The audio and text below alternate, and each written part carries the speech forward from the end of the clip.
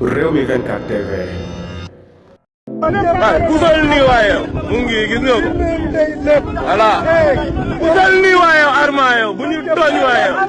mu ngi nii ba pare di andi ay policier bi waaye yow moom mu ngi nii tàcc la di sëgg géej gi la nekk di sëgg di teg ay policier teg na nit ñi dañuy daw centimètre duñ ko daw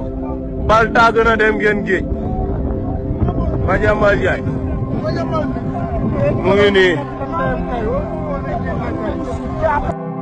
mi ngoog yéen a ko gis kooku Madiambal Diagne la Madiambal Diagne nag jamono yi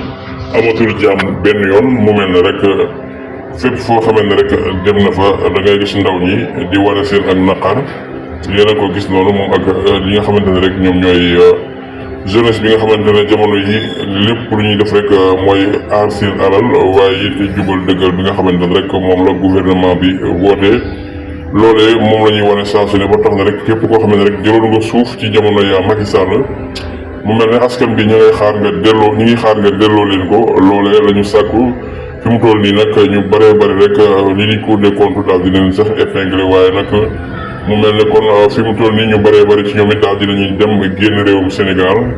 waaye daal Madiambal Diagne mi nga xamante ne rek li ñu wax ne ci ay hectares am na ko mu doon ci lim bu takk boo xamante ne rek suuf la soo xamee ne askanu Sénégal ñoo ko moom mu mel ne ci gouvernement bi nga xamante ne nekkoon na fii ci ñoom la ko jële woon waaye mu mel ne kon fi mu toll nii loolee lépp nag la ñu nar a nangu daal di koy delloo li nga xamante ne rek moom mooy askanu Sénégal moom mi nga xamante ne moom mooy journaliste bii ni Madiambal Diagne ñu bari di wax ne fu mu war a mën a jëlee alal ji moom moo jaaxal ñëpp ku ne xam na ne rek ak njuuj njaaj ak tappale rek ci la nekk ba am jëlee alal waaye mu mel ne ñi nga xamante ne ñoo di ndaw ñi mayu ñu ko jàmm benn yoon rawatina nag ñii di askanu Ngor lébu yi nga xamante ne ñoom rek la ñu gën a nangu seen suuf kon saa su ne ñoom ña ngay wane seen naqar ngir rek ñu daal di leen war a delluwaat seen ay suuf